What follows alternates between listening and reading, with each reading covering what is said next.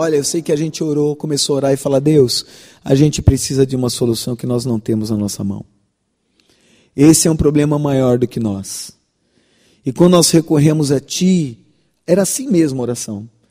Não é por covardia, não é por não querer fazer, é por não poder. Não temos esse potencial. Então, por favor, faz alguma coisa aqui que a gente não sabe o quê. Exatamente naqueles dias, enquanto nós orávamos assim, o Brasil começou a trabalhar numa nova Constituição.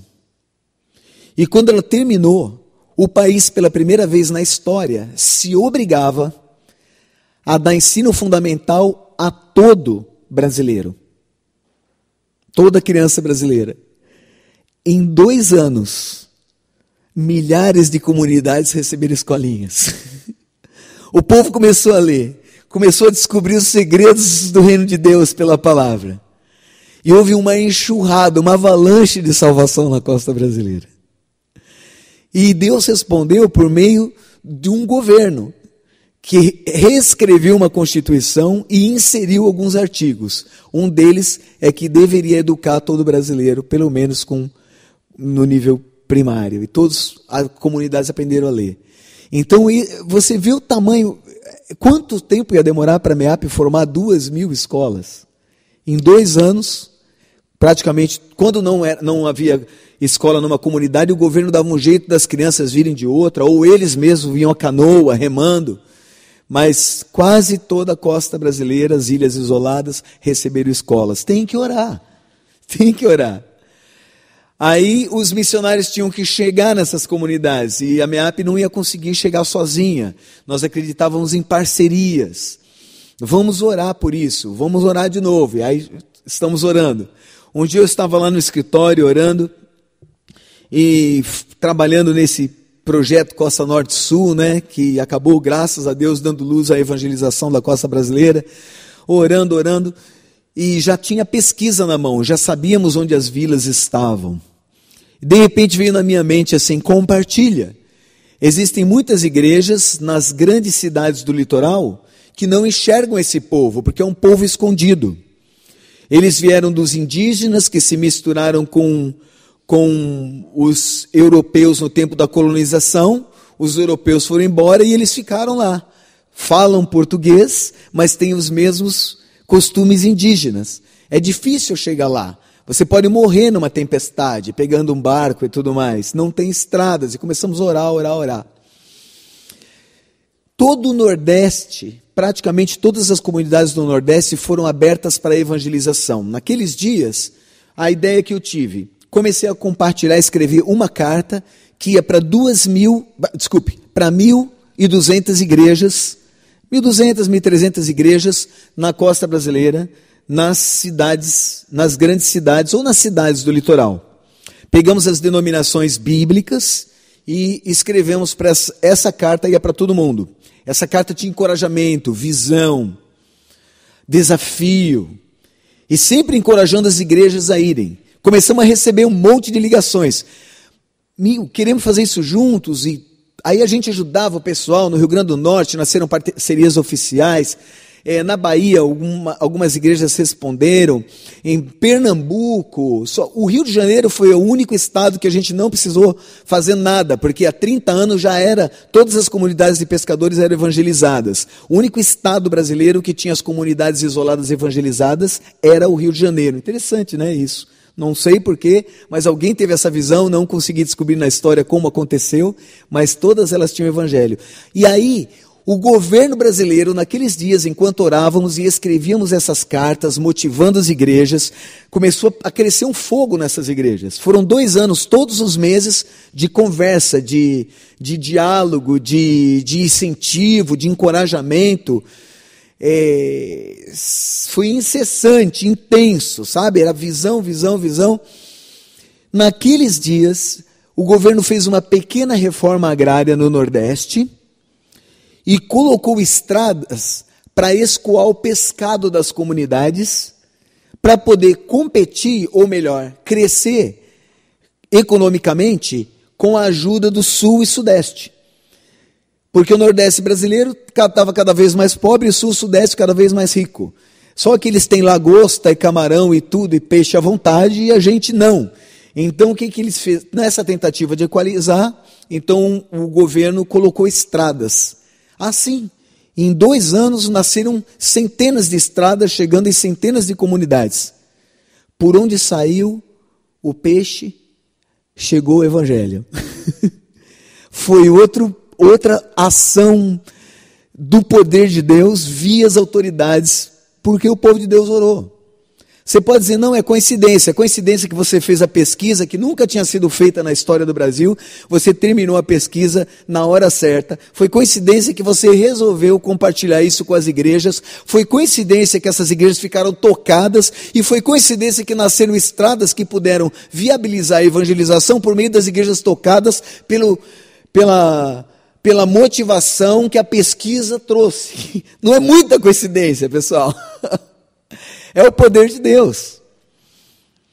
Eu sei que mais de 1.700 comunidades receberam o evangelho nessas 3 décadas. Isso é uma alegria para o nosso coração. Nunca aconteceu antes na história do Brasil, aconteceu agora para a glória dele. Só que isso já tinha sido dito lá no Antigo Testamento, que Deus ia fazer esse tipo de coisa.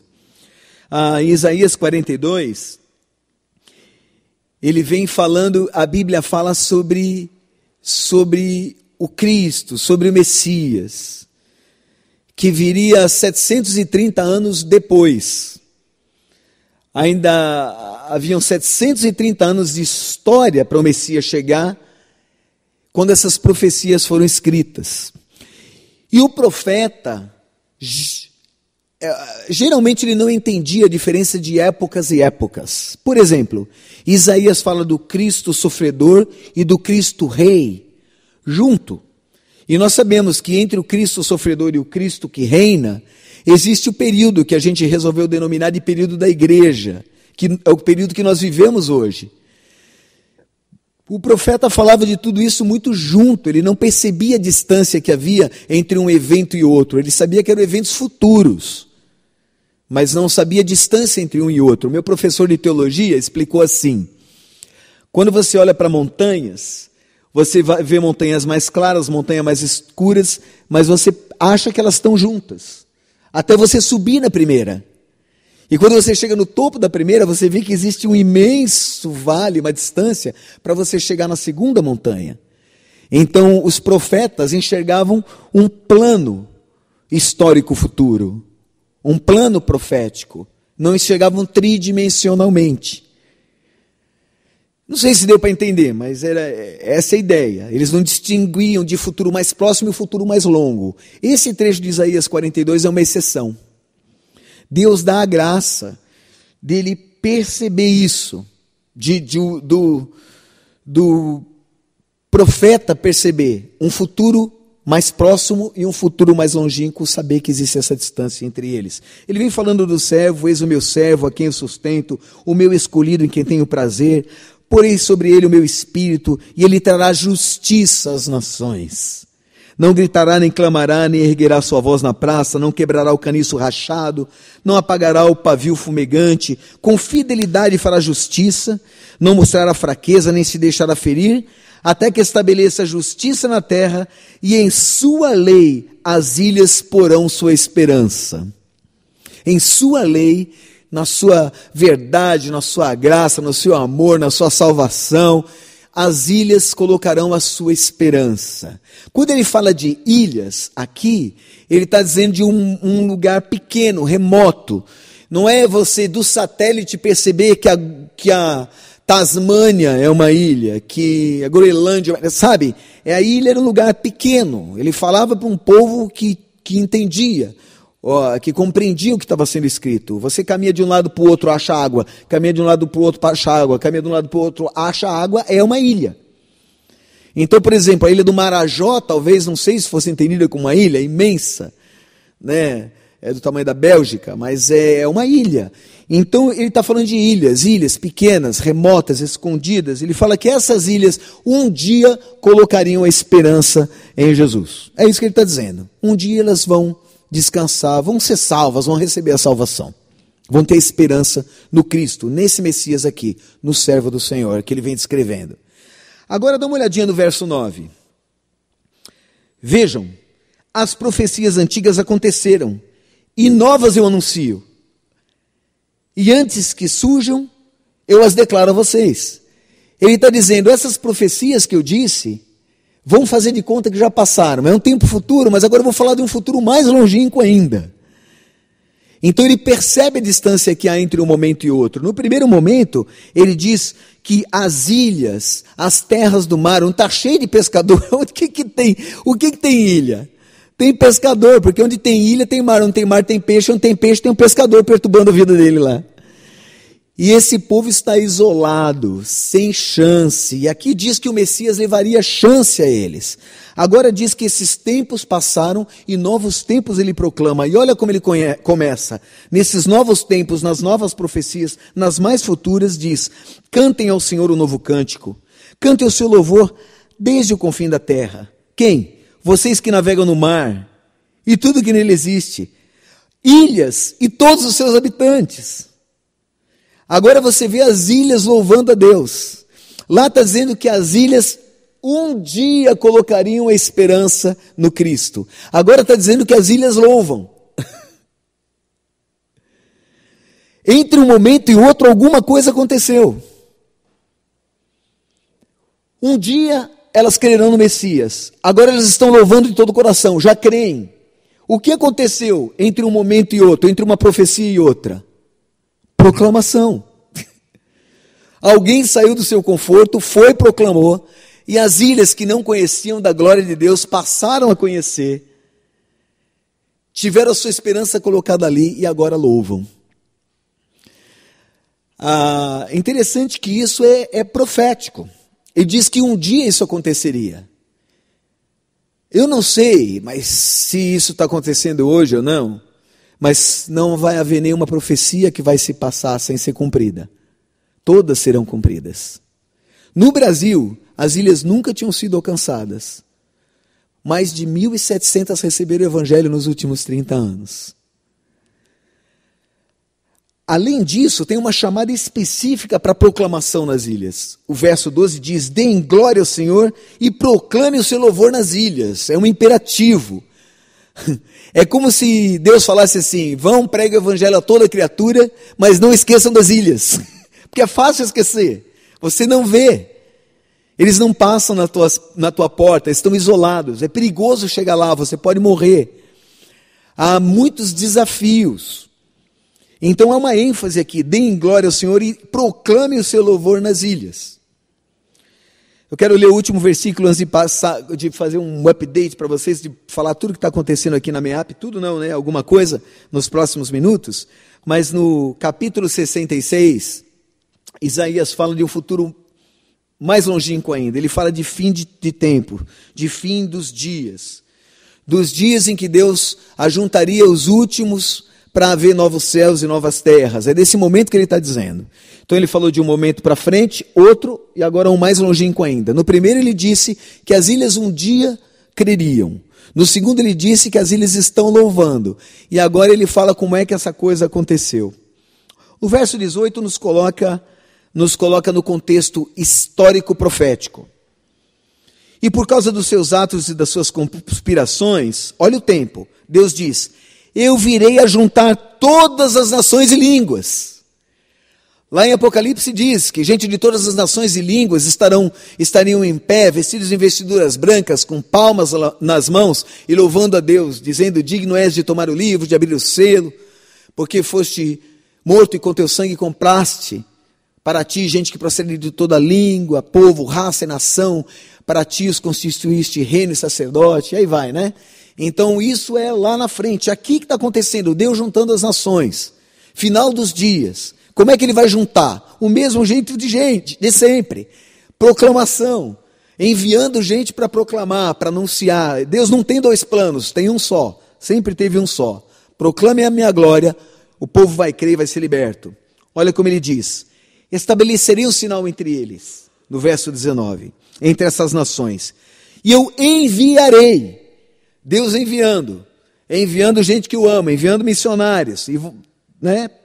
Alguns enviando, outros indo. E eu enviarei alguns dos sobreviventes às nações. Olha as nações. Vou enviar para Tarsis. Lá em Gênesis 10:4 você vê que Tarsis eram povos marítimos. Para Tarsis. Vou enviar aos líbios, aos lídios, famosos como arqueiros. Vou enviar para Tubal, para a Grécia. E para as ilhas mais distantes, que não ouviram falar de mim e nem viram a minha glória. Eles proclamarão a minha glória entre as nações. Até as ilhas mais distantes, eu vou enviar aqueles que proclamarão para juntar todas as nações e línguas. Nos últimos dias, Deus ia enviar para as ilhas mais distantes proclamadores. Se isso não está acontecendo agora, eu não sei o que é isso.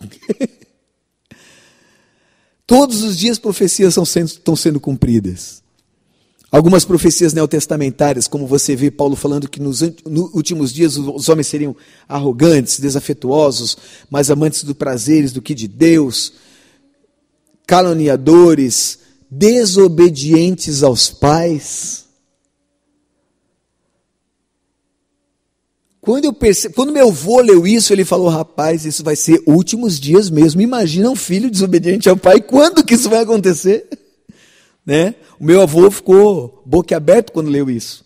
Mas quando eu leio isso hoje nas igrejas, ninguém acha que é profecia, acha que é realidade. Porque os filhos já são desobedientes aos pais. Talvez essa profecia tenha se cumprido nesses dias. E ele fala que nos últimos dias sobrevirão tempos difíceis. Dentre eles, os filhos seriam desobedientes aos pais. Historicamente falando, a gente nunca teve no mundo um fenômeno universal, social, de rebeldia de filhos contra pais. A primeira vez na história é essas duas últimas gerações. Talvez sejam marcas dos últimos dias, talvez sejam profecias sendo cumpridas, eu não sei. Uma coisa eu sei, as ilhas estão recebendo o evangelho, estão recebendo. Para quem não conhece a minha família, né, ela era muito bonita, minha família era assim, eu, esposa e 3 meninas muito lindas. Aí os moleques chegaram e diluíram a beleza da família. Cada um levou uma, todas casaram, e aí chegaram os netos. Neto vem as pencas, é que nem banana, né? Estou amando esse negócio de ser avô. Chegaram 2, outra está grávida, uma está adotando esses dias, estão chegando mais 2. E muito legal esse negócio. E essa que está adotando, talvez adote 2 também. Então, estou amando esse momento. Damares está feliz, manda lembranças, minha esposa. Nós estamos mais apaixonados do que sempre. Esse negócio de ficar só os 2 na casa, demorou 3 minutos para gostar e 5 para acostumar. Amei esse negócio. Bom, eu amava demais as meninas lá, gostei mais delas. Eu sei lá, eu gosto de tudo, louvado seja Deus.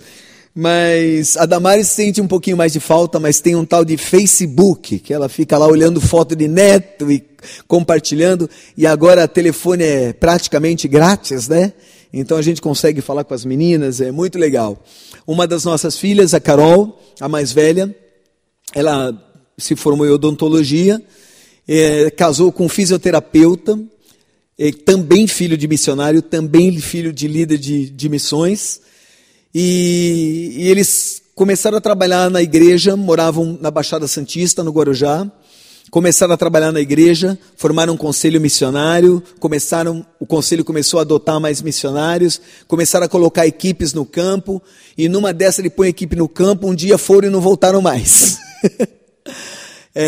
Graças a Deus eles tiveram assim, muito sucesso financeiro antes de ir para o campo, compraram casa, carro, moto, mas o que eles queriam mesmo é a oportunidade de pregar para quem não tinha chance, e estão numa comunidade de pescadores, não fui eu que recrutei, tá? Foi outro obreiro da missão, e eles têm um trabalho muito legal, ela como dentista, conselheira, professora na escola, na igreja, ele dá aula na escola e trabalha com um projeto esportivo, vou falar depois para vocês.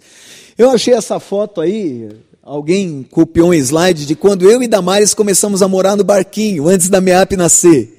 Em 1984, é difícil de ver, né? O alvo era alcançar toda a costa brasileira, 8.000 quilômetros de costa. E Deus foi dando graça na Ilha do Montão do Trigo, o Valentim, que é esse camarada aqui, se converteu durante a pesquisa. Eu só estava lá para pesquisar, se converteu, foi discipulado, hoje é o pastor da igreja local.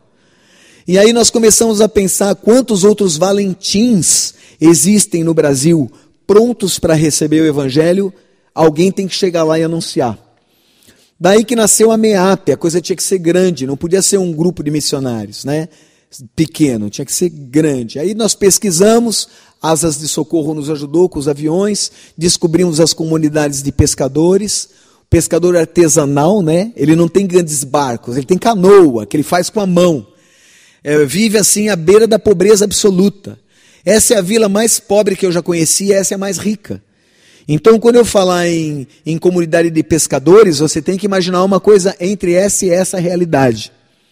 Existiam um pouco mais de 2.000 sem evangelho quando a gente começou, e hoje a missão tem 27 embarcações, e pregar o evangelho é o carro-chefe. Onde a gente vai, a gente prega o evangelho. E os obreiros não moram na cidade e vão lá ocasionalmente, eles moram no meio do povo. Onde o povo está, eles estão, em volta da fogueira, perto da casa, dentro de um barco, sempre ministrando o evangelho. Vive com eles, come o mesmo peixe, todas as idades são alcançadas. Eventualmente o povo se converte, é batizado, e as igrejas vão nascendo, cada uma num lugar, cada uma com a sua expressão de louvor diferente. Lugares que antes eles adoravam Iemanjá e demônios, etc., agora estão livres para louvar o Senhor de todo o coração, como no caso da Bahia, que o candomblé era muito grande. Louvado seja Deus, tem havido muitas conversões, muita libertação. A MEAP tem hoje 112 missionários de tempo integral e 9 bases missionárias em 7 estados e 8 escritórios de mobilização. O que é um escritório de mobilização? O campo sempre vivia pedindo para nós mais missionários, recursos para projetos, mais equipes. E como é que uma diretoria vai fazer isso? Então nós começamos a abrir escritórios em vários lugares que mobilizam o povo de Deus para suprir a necessidade daqueles que não têm nada, do campo missionário, com potencial humano, estratégico, logístico, treinamento, financeiro, todo tipo de potencial. Então esses são os escritórios de mobilização. A MEAP planta a igreja nas 9 áreas onde ela está presente. Hoje nós temos 29 centros de treinamento de nativos. Então o nativo que quer ser um missionário, são 29 centros de treinamento, alguns bem simples, outros muito legais. Todos eles funcionam. E pela primeira vez na história, quando eu vim aqui, eu falei para vocês que nós estamos numa nova onda, os pescadores estão alcançando os pescadores. Não é mais missionário, eu falei isso. Agora, hoje, há 3 meses, se formou o primeiro grupo que não quer alcançar pescadores, quer alcançar os não alcançados fora das ilhas. Então, os pescadores brasileiros estão hoje exportando missionários para povos não alcançados. Primeira vez na história do Brasil. Aconteceu esse ano. Imagina, né? Eu me encabo de alegria com esse negócio. São 64 projetos sociais dos mais diversos. A MEAP acredita que é corpo, alma e espírito. O homem cuida do inteiro. Por isso que são tantos voluntários. São 1.600 voluntários por ano. Não precisa ser da área médica, pode ser de qualquer área, mas 1.600 voluntários têm passado pela MEAP. Esse é o barco clínica, é um catamarã de 16 metros de comprimento por 6 de largura, então ocuparia quase toda essa igreja aqui. E tem 2 consultórios médicos, 2 odontológicos, uma farmácia, um centro de esterilização, uma sala de espera dentro do barco. O barco está lá parado e do lado de fora do barco a enfermeira evangelizando a garotada que parou ali para esperar a mãe. Porque a gente acredita que evangelho só é evangelho quando é integral. Você nunca vai ver um projeto da MEAP que não desemboque em discípulo lá na frente. Porque Deus nos chamou para fazer discípulos. Se o projeto não estiver fazendo discípulos, nós redesenhamos, afinamos, mudamos. Todo projeto tem que fazer discípulo. Porque a gente pensa integralmente, é o evangelho integral. Por isso você vai ver assim, por exemplo, construção de casas. Por exemplo, a casa da Dona Maria do Seu Persílio era assim. O pessoal foi lá, trabalhou duro, 13 dias depois ficou assim. São 45 casas construídas e estamos entregando 8 até o final do ano, mais 8. Essas 8 até tem uma história muito bonita, porque foi um empresário baiano. Quando nós fomos na igreja dele, a MEAP, o grupo da MEAP, o escritório de mobilização da região, foi lá na igreja dele e falou desse projeto. Ele chegou no final e falou assim: eu cresci numa casa dessa. Vi meus irmãos ser picados por barbeiro dentro de casa. A gente pegava bicho de pé, sarna, porque o chão batido, esses bichos moravam lá. E a gente estava sempre doente o tempo todo. E eu acho que esse é um baita no ministério. Quanto é que custa cada casa? Aí a gente falou tanto. Ele falou, assinou um cheque e falou, faz 10. Não deu para fazer 10, mas deu para fazer 8. E estamos entregando as casinhas agora. Pessoal, Deus vai fazendo. Mas a gente precisa saber que existe a necessidade, não é verdade? Se vocês não soubessem, como é que vocês iam orar pelos pescadores? Então é por isso que a MEAP doa, sim, mas ela está super envolvida com treinamento. Né? Você vê centro de alfabetização, centro de inclusão digital, mas Márcio, você vai ensinar computador para a gente de vila? Claro, porque eles saem das vilas por falta de oportunidade de trabalho, vão para as cidades. Aí o que eles sabem? Pescar, que não dá para pescar na cidade. E as meninas não sabem fazer nada. As meninas viram prostitutas, os homens acabam sendo criador de encrenca, acabam na cadeia, bêbados, acabou isso, em nome de Jesus. Eles vão para as cidades, são crentes e profissionais capacitados. E a gente faz isso dentro da vila, para a glória de Deus. Então são projetos que a MEAP está envolvida. Por isso que você vai ver escolas, um monte de escolinhas, centros sociais, onde os cursos são dados. Todo curso, por exemplo, chegou energia elétrica na comunidade. Aí eu vou ligar para o Daniel, pastor, eu preciso de um eletricista crente para dar aula. Não, eu preciso de um crente eletricista para dar aula aqui. Um cara cheio do Espírito Santo que vai dar aula de como se ele fazer pequenas redes de eletrificação, caseiras. Porque eles não sabem, chegou energia elétrica, mas eles não sabem puxar o fio para dentro de casa, não sabem fazer essas coisas. Aí o Daniel pega um eletricista daqui da igreja, paga a passagem dele, manda o cara para lá, a igreja está fazendo junto, é tudo junto, né? É um corpo só. Aí esse camarada chega lá, enquanto ele fala de eletricidade no Centro Social Cristão, ele está falando de uma coisa muito mais quente, muito mais chocante do que isso, que é o que aconteceu na vida dele, a graça que o alcançou. Então é sempre assim, puxa Márcio, mas para que um crente eletricista? Porque nós acreditamos em ministério integral. A gente não quer só colocar eletricidade sem falar da graça. Não queremos falar da graça sem cuidar do corpo. Sempre que você vai ver a MEAP fazendo é assim. É muito legal ver as creches, o projeto com crianças. São aí dezenas de projetos com crianças, né? Muito bem estruturadinhos. A gente vê essa garotada recebendo tudo que eles precisam lá. Mas principalmente Bíblia diariamente, todos os dias estudando, recebendo a palavra de Deus, essa garotada se converte. E nós sabíamos que isso ia mudar vidas e lares. A gente tinha certeza absoluta. O que nós não poderíamos imaginar é que num futuro bem próximo, mudariam comunidades por inteiro. Por quê? A garotada que frequentou as creches, os programas infantis da MEAP, foram os mais bem instruídos. E se converteram. Então eles têm instrução e sabedoria. Duas coisas que faltam na comunidade. Hoje, 20 anos depois, quem são os líderes da comunidade? Os nossos ex-alunos. E agora eles influenciam a coisa toda com o poder de Deus que habita neles. E os princípios da palavra são colocados em ação. Você vai ver comunidades dessa, por exemplo, acabou a prostituição infantil, zero, não existe mais. Ah, mas como pode? Nem o governo trata com isso, a gente trata, a gente chega lá, acaba. Por quê? Porque a gente atinge onde tem que atingir, no pé do diabo. Acaba com as estruturas diabólicas que tem ali, com a força do poder do reino de Deus. Mas para isso acontecer, meus amados, tem que enviar. Como é que o missionário vai lá sozinho sem ter que enviar? E aí que vocês, os enviadores, são a baita força motriz do campo missionário. Por isso eu estou dizendo, isso é encorajamento para você, porque vocês estão fazendo isso. Quando vocês investem, intercedem por missionários, é isso que acontece. A gente está lá, vê todos os dias, vocês não, né? É até covarde esse negócio. Eu sempre falo que a melhor parte é nossa. Porque você tirou do teu filho para dar para missões. E eu que estava lá, ajoelhado do lado da dona Nicota, quando ela entregou a vida para Cristo, no 3º dia e meio sem comer, estava entrando o 4º dia, com uma fome violenta, e o seu marido saindo assim dentro de um caixão da casa, o provedor da casa. Já era quase, estava entrando no 4º dia sem comer, e o provedor da casa saiu para tentar pescar e nunca mais voltou, teve um ataque cardíaco, morreu. O caixão saindo, eu ajoelhado do lado dessa mulher, ela entregando a vida dela para Cristo. Essa mulher nunca mais passou fome, ela era uma mulher depressiva, passou a ser uma das mulheres mais alegres da comunidade, levou um monte de gente a Cristo, faleceu há pouquíssimos anos atrás, como um ícone do poder de Deus naquela comunidade.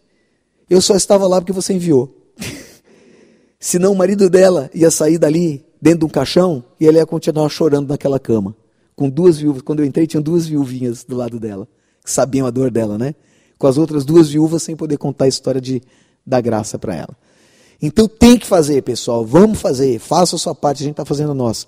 A adolescentada é mais difícil, porque quando nós chegamos na comunidade e o turismo já chegou, aí a molecada já está com droga, as meninas já estão se prostituindo, é horrível. E eles não querem vir para a igreja, de jeito nenhum. É uma coisa muito endiabrada. Começamos com centros esportivos. Esse aí, por exemplo, é na Canárias, no Maranhão, esse é Ariri, São Paulo, esse é Afuá, no Paraná, esse daí é Boipeba, na Bahia. Vários centros, assim, esportivos. Aí a garotada vem. E esse, particularmente em Boipeba, eu vou contar a história desse rapazinho, e daí já, vamos terminar, já. E esse rapaz, ele nem é da vila, que eu vou contar a história dele, tá bom? Mas durante os últimos meses, 18 jovens se converteram só nesse projeto de Boipeba. Essa garotada, que era assim, tudo da pá virada, tudo com a vida complicada, foram se convertendo 18 deles. E esse rapazinho, só fazendo confusão. Aliás, o apelido dele era Confo. De confusão. Lá veio o Confo. O Confo estava sempre enchendo a cara, e brigava bem o moleque, capoeirista. Como que ele foi parar na vila, não sendo da vila, né? Porque as pessoas saem da vila, não chegam na vila. Que exceção foi essa? O Confo era um dos integrantes de um soldadinho do tráfico em Salvador, que eles usam menores de idade, né? Aos 13 anos de idade ele já estava enfiado no tráfico.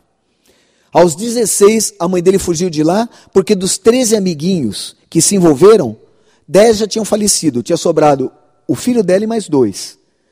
Essa mulher não dormia mais. Ela falou, vão matar esse menino logo, né? E morria de tudo, porque ele morre, essa molecada morre assim igual mosca. E aí, uma amiga dela, meio aparentada de longe, morava em Boipeba. Uma das vilas de pescadores que a MEAP tem ministério. Plantou igreja, tem centro social, creche e instalamos o projeto do ginásio para adolescentada. Ginásio de esportes, poliesportivo, um monte de esportes. Ela falou, vou para Boipeba então. Aí o meu filho não morre. E foi. Só que o Confo levou o Confo junto, claro. 16 anos de idade. Esse moleque vivia aprontando, batendo, brigando, jogava bola muito bem, capoeirista.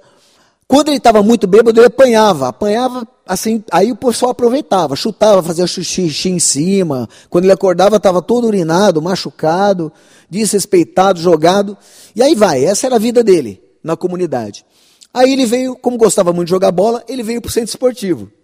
Só que o centro esportivo tem um baita de um banner, uma placona lá, com os princípios do reino de Deus para se jogar futebol.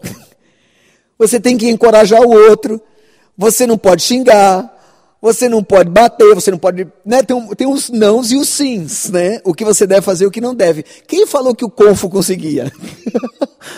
Ele chegava lá, daqui a pouco já chutava, arrumava briga, xingava. Aí o professor, que é o nosso missionário, com toda a calma do mundo, falava, chamava ele pelo nome, que eu não vou dizer qual é o nome dele agora, chamava ele pelo nome, fica lá 3 minutos, espera um pouquinho, desfria a cabeça, depois você... Não, 3 minutos que nada... Ia embora. Ficava 2 semanas sem aparecer, mas gostava de jogar bola. 2 semanas depois ele estava lá. Aí demorava um pouquinho mais, ele não arrumava em 10 minutos, arrumava confusão em 15. Eu sei que foi... E tudo que a MEAP faz tem Bíblia. Então, antes de jogar bola, lê Bíblia. Todo mundo quieto e o Confo andando. Ele podia andar à vontade, mas tinha que escutar, né? Tinha que andar calado. Ele ficava andando, não conseguia parar, nervoso de ouvir a Bíblia. Aí ele teve uma ideia, tanto foi para fora, tanto saiu daquela quadra, que ele teve ideia de participar do judô. Eu fui brigãozinho antes de me converter. Eu nunca perguntei por Confo por que ele quis ir para o judô. Só que o professor de judô era o mesmo do futebol.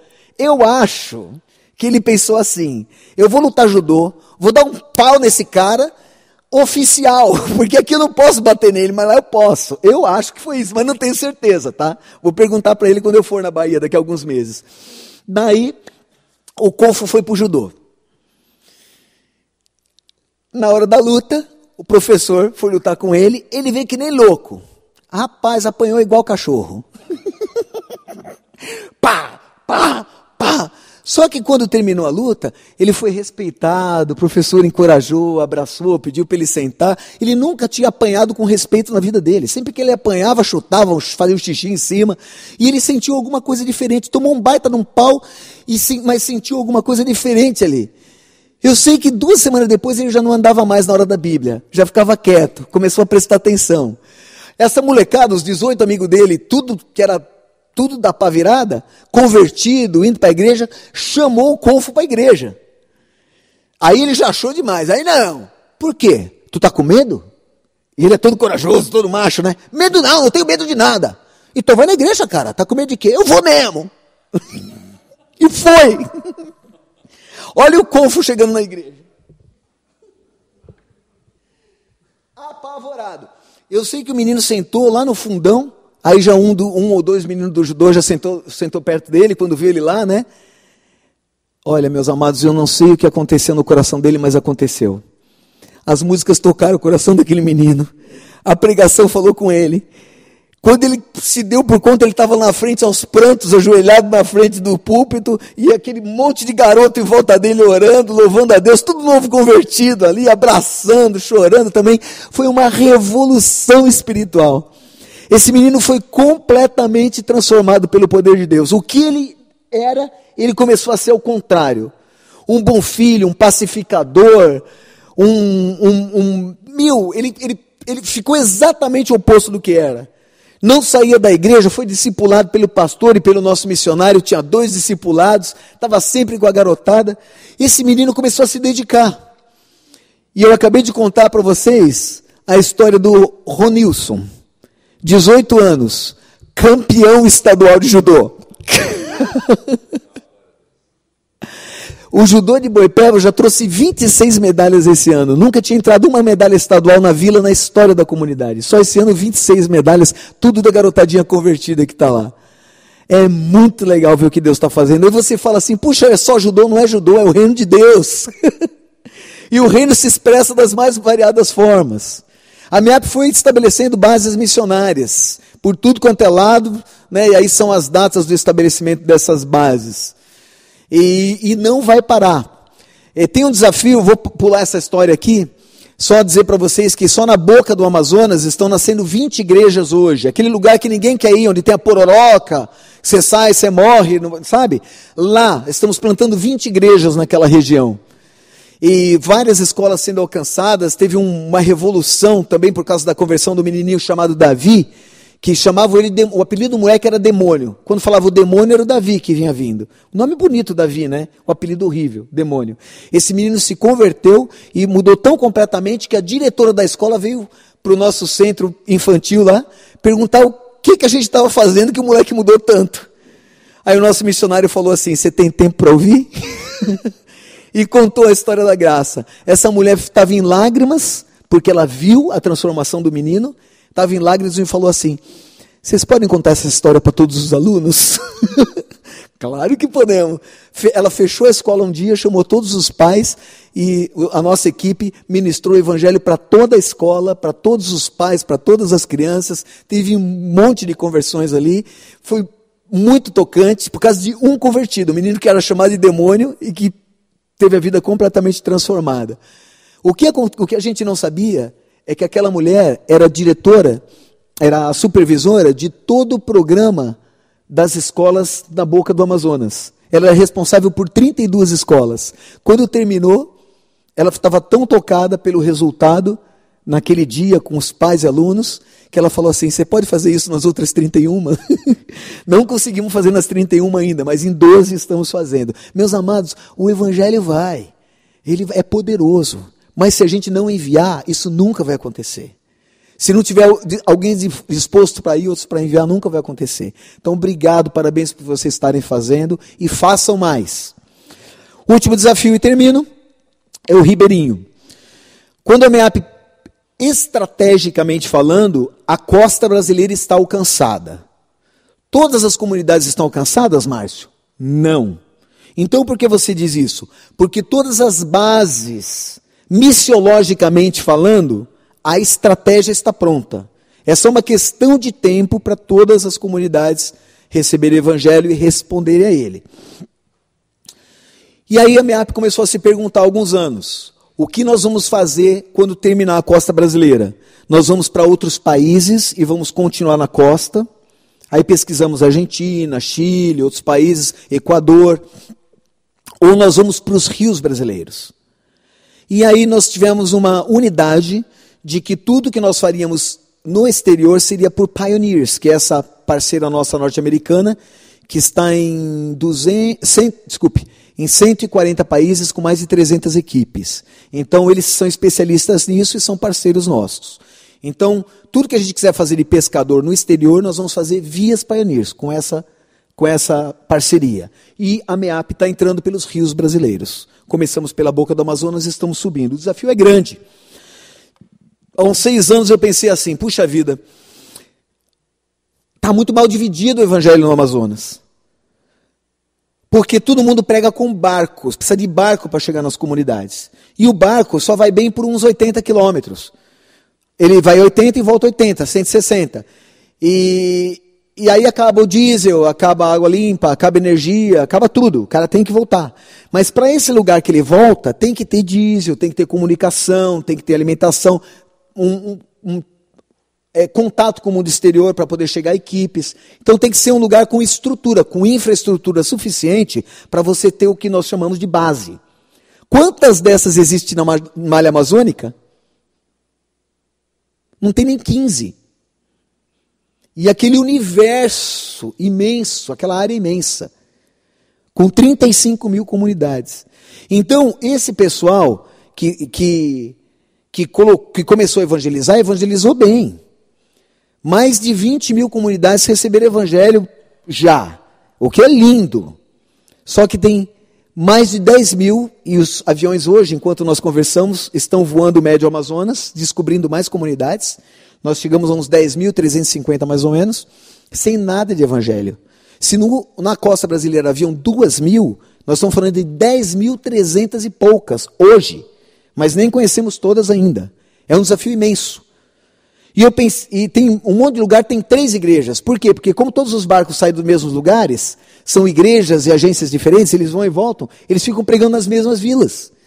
Então você tem vilas super alcançadas, missionários se acotovelando, e lugares e lugares e lugares e lugares e lugares sem nada do evangelho.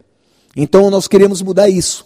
Para isso, Deus deu a graça de eu liderar um fórum com umas 30 e poucas agências no final do ano passado, em Manaus, passando essa minha visão e dizendo, pessoal, vamos fazer isso junto, que a gente evita retrabalho, podemos ser mais estratégicos. E nasceu a EPR, Aliança Evangélica Pró Ribeirinhos. Eu sou o coordenador nacional, junto com a Débora. Ali o Ronaldo Lidori estava falando, e aqui eles impuseram as mãos sobre a gente. E nós temos alvos de montar uma estratégia e ver o evangelho chegar em todas essas 10 mil e poucas comunidades ainda não alcançadas. Bom, eu vou dizer 3 coisas que nós estamos fazendo. Uma é uma pesquisa. Que pesquisa é essa? É uma pesquisa de 2 avenidas. Pesquisa interna e pesquisa externa. A pesquisa externa é o óbvio. Quais são as vilas que não têm evangelho? Isso o Projeto Fronteiras faz, o Ronaldo Lidório coordena. E a pesquisa interna, eu coordeno. O que é? O que já existe e o que se pretende fazer. Por exemplo, vamos dizer que você é líder de uma agência, você alcança 10 comunidades, mas na sua mente você vai alcançar outras 5 ali. Então nós estamos mapeando a região, um pessoal de Washington que trabalha com geosite, essas coisas todas, vai fazer tudo de graça para a gente, custa uns $30 mil isso. Vão fazer um mapeamento todo cheio de história, que você tem que entrar com senha, você clica e aparece todas as informações por GPS, um negócio muito legal mesmo. E nós vamos ter, dentro do Amazonas, todas as vilas localizadas, as alcançadas e as não. As que já são alcançadas vão ter luzes vermelhas. Não entra. Já tem evangelho, não perturbe. Essa é a mensagem. Vão ter luzes amarelas. E quando você clica na luz, aparece o nome dos responsáveis pelo projeto. Não está alcançado ainda, mas já tem gente pensando nisso. E aí, se você quiser vir, pode, mas conversa com esse cara. Você entra aqui junto com ele, faz um negócio inteligente. E tem aquelas com luzes verdes. Você é bem-vindo, pode vir. Esse é o primeiro. Tá? O primeiro momento. Pesquisa interna e externa para gerar esse tipo de conhecimento. O segundo é a confecção de um manual missiológico. Eu e Ronaldo estamos escrevendo um manual missiológico.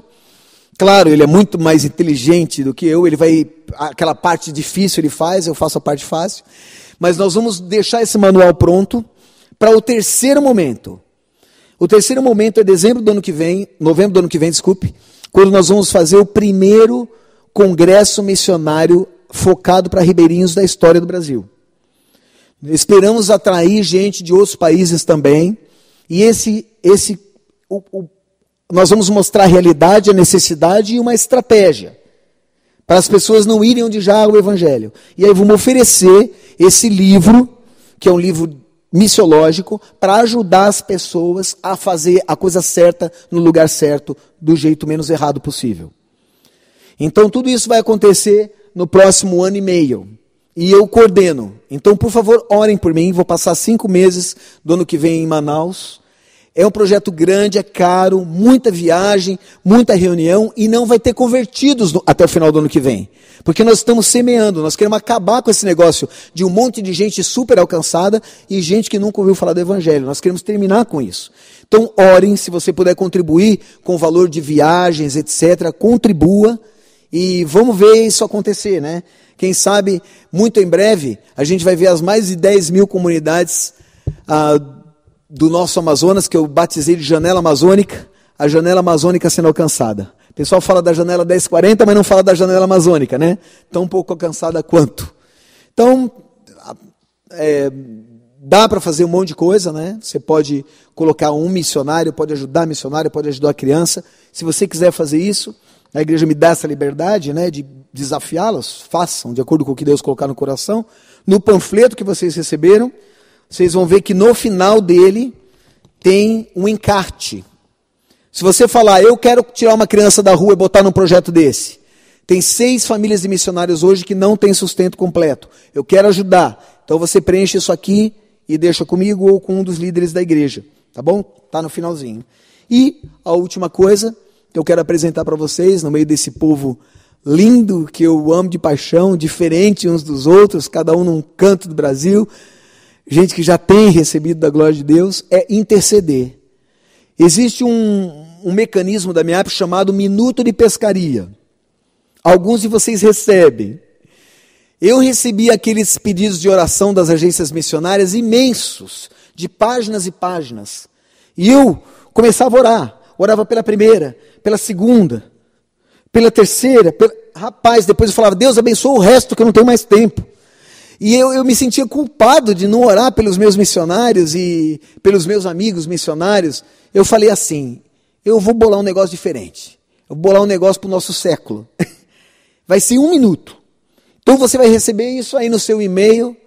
Se você não tiver e-mail, alguém tem que ter, porque tem que ser por e-mail esse negócio, porque carta custa muito caro, é lento, é uma confusão violenta. A gente tira muitos missionários do campo para pagar essas cartas. E o e-mail é de graça. Então, em 1 minuto, você tem 3 elementos: encorajamento, informação e pedido de oração.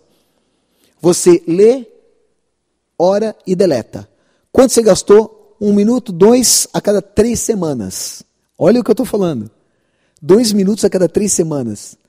Só que não é você. São milhares e milhares de pessoas orando em vários países. Esse minuto vai em português e inglês, espalhado para o mundo todo.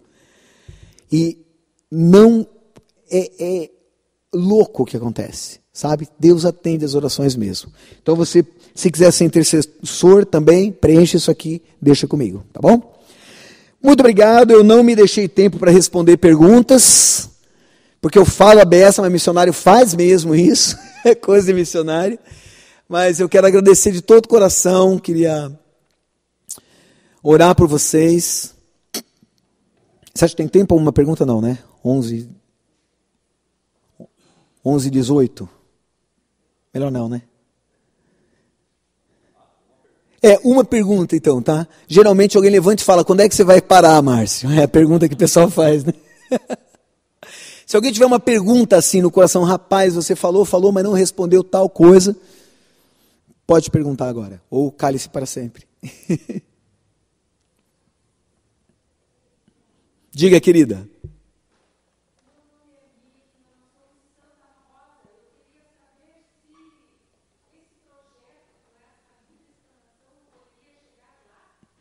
Então, nós chegamos em todos os lugares que não tem evangelho. A MEAP só vai onde o evangelho não chegou ainda. A gente usa uma palavra que não existe. A informação, tranquilo.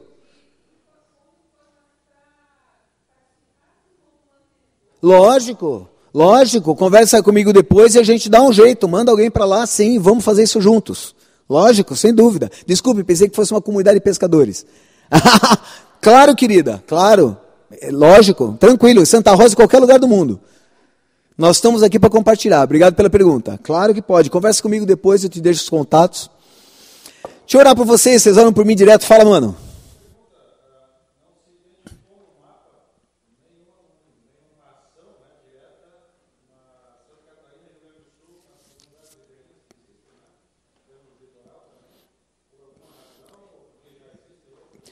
O único lugar de Santa Catarina e Rio Grande do Sul que ainda não tinha evangelho quando nós pesquisamos foi nessa parte de fora da Lagoa dos Patos.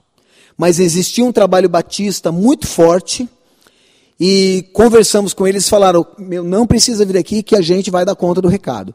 E geralmente a gente volta depois de alguns anos, por exemplo, no Maranhão a gente voltou e a parceria lá não tinha funcionado. Nós tivemos que plantar em 2013, infelizmente, contra as minhas expectativas, a gente teve que ir para um lugar que achávamos que não precisaria. Porque a gente tinha essa parceria, lá era com a Assembleia de Deus. Que não é assim, não é... é horrível falar isso. Mas não é muito fácil trabalhar junto, porque eles gostam de fazer do jeito deles. Então o que a gente faz? Dá todas as ferramentas, sai, deixa os caras correr, né? Outros já não, querem fazer junto mesmo, né? Cada um tem o seu estilo, não estou nem criticando. Estou falando que é bom e ruim, nem certo nem errado, é só diferente.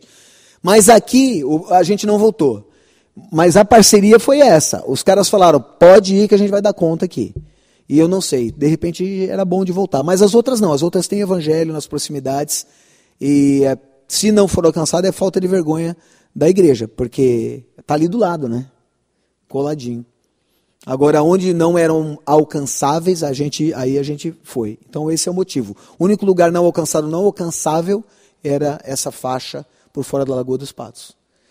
Mas eu acho que é um bom toque para a gente voltar e dar uma olhada como é que está isso. Obrigado. Eu vou até anotar isso. No Maranhão, por exemplo, tivemos que formar, né, a base. Tá bom, vou orar então. Muito obrigado, Senhor. Muito obrigado por esse povo lindo que se chama pelo Teu nome, que foi resgatado pelo Senhor. Muito obrigado pelo Teu plano de salvação. O Senhor entrou dentro dessas famílias, cuidou dos seus corações, salvou filhos e netos. E nós te agradecemos por isso. Mas, Pai, existe gente em muitos lugares do mundo que nunca ouviram falar do Teu Evangelho. Que morrem sem chance, desesperados, desesperançados. Que buscam sem encontrar. Nós temos a solução, Pai. Eu peço em nome de Jesus, mais uma vez, pela igreja brasileira, que o Senhor nos acorde, nos capacite, nos tire da zona que nós achamos que seja conforto. A gente sabe que há muito mais conforto na obediência. E pedimos em nome de Jesus, que o Senhor nos envie a Társis, a Dubal, até as ilhas mais distantes, como diz a Tua palavra, toda a Líbia, a Lídia, todos esses lugares que nos últimos dias o Senhor disse que mandaria os teus missionários para juntar o remanescente do teu povo entre todas as nações. Nós queremos ser parceiros seus nisso, Pai. Nós queremos ser resposta para os povos. Nós queremos ser obedientes a Ti. Usa essa igreja, as outras igrejas do Brasil, a nossa vida em particular. E nos ajuda hoje, Pai, que nós vimos tudo isso, que nos alegra e nos desafia a pensar em o que o Senhor está requerendo da gente hoje. Que passinho a mais a gente pode dar. E nos ajuda a dá-lo em obediência, em nome de Jesus. Amém.